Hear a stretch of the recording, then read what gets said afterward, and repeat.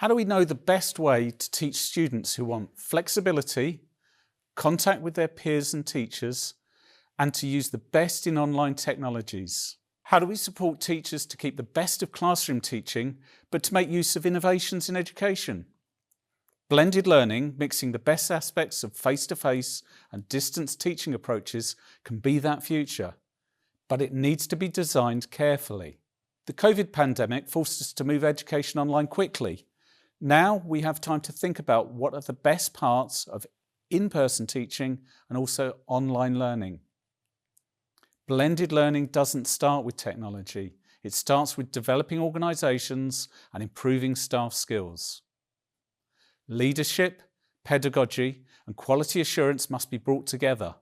Blended learning needs to be well designed as well as well delivered.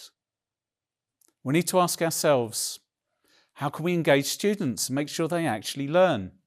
How can we design blended learning programs that help our teachers engage in thoughtful delivery? And how can we use innovations in evaluation to understand how effective and well received the teaching program actually is?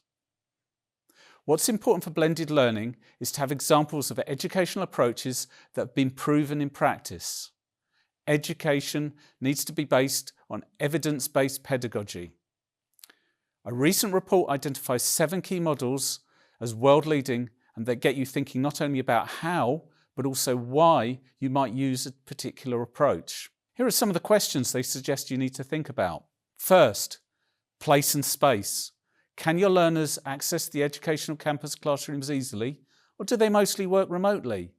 What physical places and online spaces do they prefer to use? Second, time and flexibility. Can your learners work at their own pace, or do they need to work together at the same time?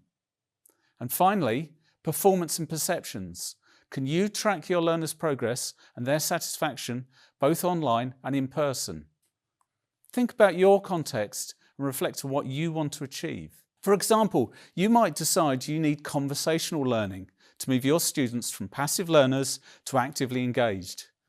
This approach emphasises social interactions where conversations themselves are a key focus for knowledge exchange and shared learning.